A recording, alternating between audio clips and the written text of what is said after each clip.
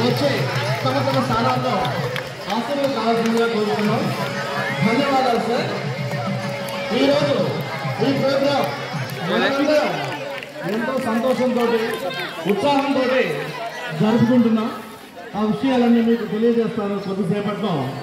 మీరందరూ నిశ్శబ్దంగా ఉంటే మనం ప్రోగ్రాం అంత చక్కగా చేసుకుంటాం. ఏ ప్రోగ్రాం అయినా సరే నిర్వహించుకోవాలంటే సూపర్ న్యాచురల్ పవర్ యొక్క బ్లెస్సింగ్స్ కావాలి. అందుకే ఆ బ్లెస్సింగ్స్ కోసం మనం మన విద్యాలయ యొక్క మ్యూజిక్ మేడం గారిని రిక్వెస్ట్ చేస్తున్నాము. వారు ఆ యొక్క బ్లెస్సింగ్స్ ని శ్లోకం రూపంలో మనకు అందిస్తారు.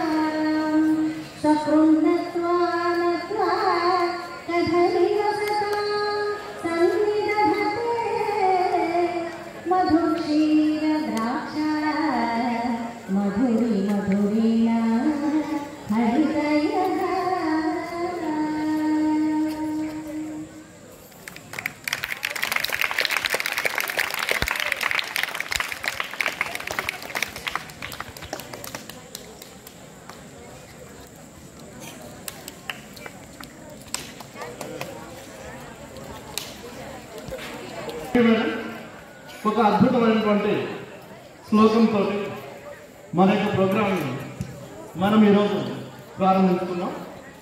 ధన్యవాదములు. ఓకే చిల్డ్రన్,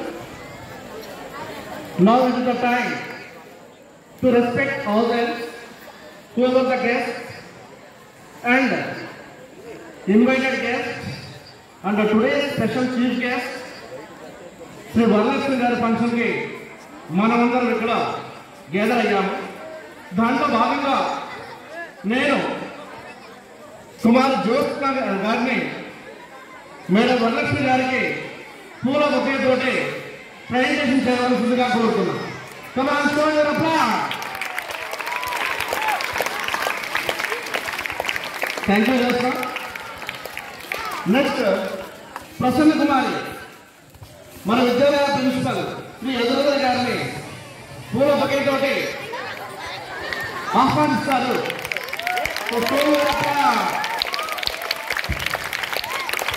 ధన్యవాదాలు ప్రసన్న. నెక్స్ట్ హిమవర్షిని మన విద్యాలయ అకాడమిక్ ఇన్ఛార్జ్ శ్రీ ఆదినారాయణ సార్ని పూల బొకేతోటి ఆహ్వానిస్తున్నారు. ధన్యవాదాలు హిమవర్షిని. ఆ బొకేల కంటే అత్యంత అందమైన బొకేలు మా విద్యాలయ విద్యార్థులు. మీకంటే మించినటువంటి, మీకంటే సుందరమైన అందమైన ఫ్లవర్స్ ఇంకెక్కడా లేవు. సరే, ఓకే,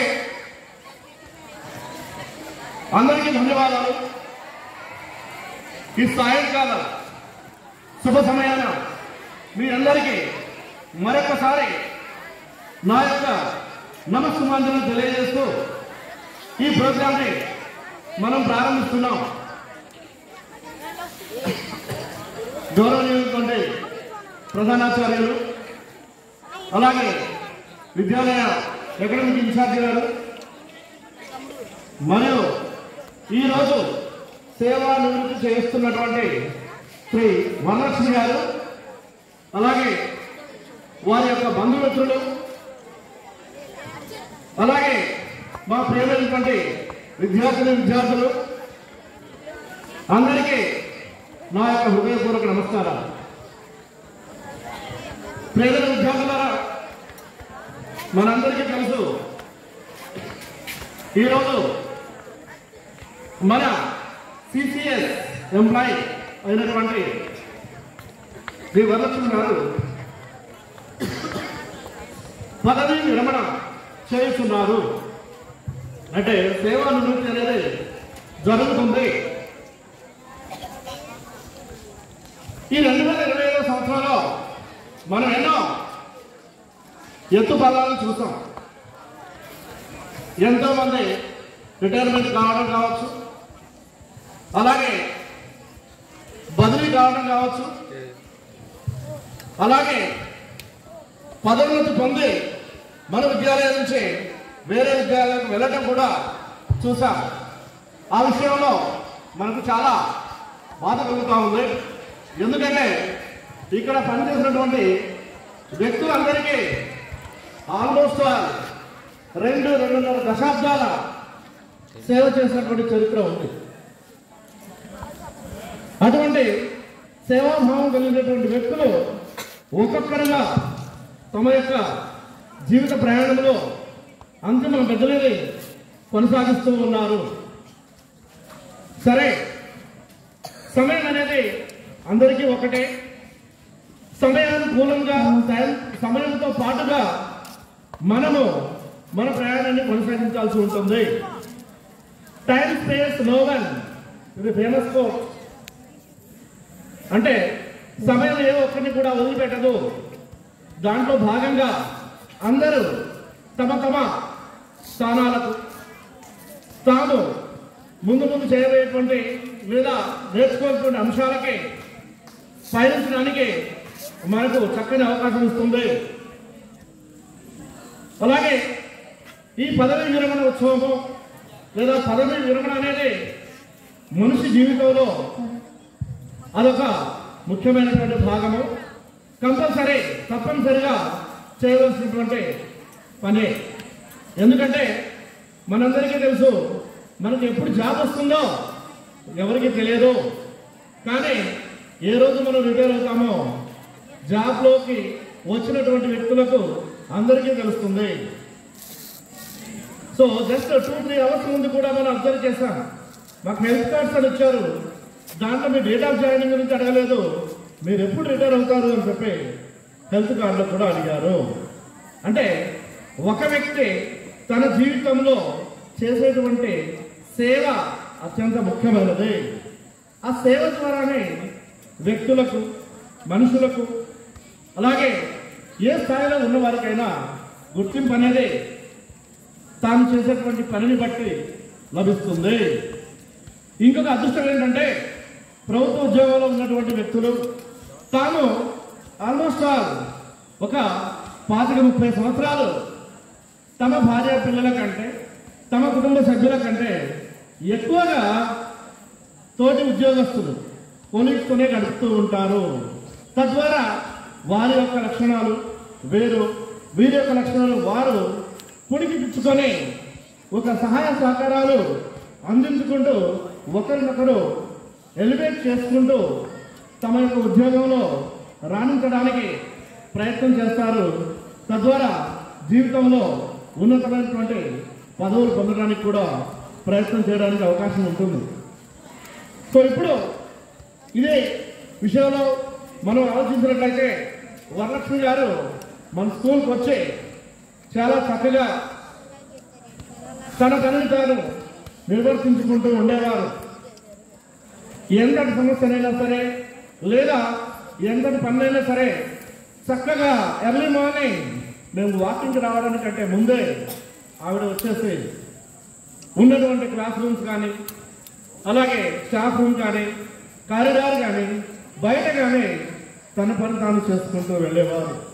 చక్కని చిరునవ్వుతో అందరినీ పలకరిస్తూ మన ఫ్యామిలీలో ఒక భాగంగా ఉండి మన యొక్క సహాయ సహకారాలు మన్ననలు పొందినటువంటి వ్యక్తి శ్రీ వరలక్ష్మి గారు.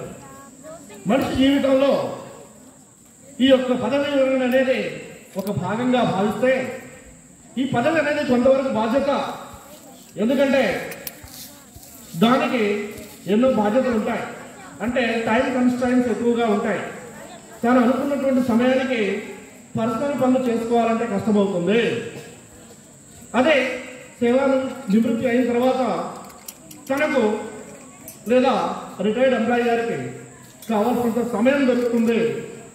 ఆ సమయంలో తాను అనుకున్నటువంటి, తాను ఏవైతే మిగిలిపోయినటువంటి అన్ఫుల్ఫిల్డ్ యాక్ట్ లేదా పనులు ఏవైతే ఉంటాయో వాటిని చక్కగా, అలాగే తన ఫ్యామిలీ మెంబర్స్తో కావచ్చు, గ్రాండ్ చిల్డ్రన్స్తో కావచ్చు, రిలేటివ్స్తో కావచ్చు, లేదా విజిట్ చేయాల్సినటువంటి ప్లేసెస్ ఏమైనా ఉంటే వాటన్నిటినీ సక్సెస్ఫుల్గా చేస్తూ తన యొక్క జీవితంలో మిగిలిపోయినటువంటి ఈ యొక్క ఇంట్రెస్ట్ని సక్రమంగా నిర్వహించుకొని తద్వారా మళ్ళీ హ్యాపీగా ఉండడానికి అవకాశం అనేది ఇది ఇస్తుంది.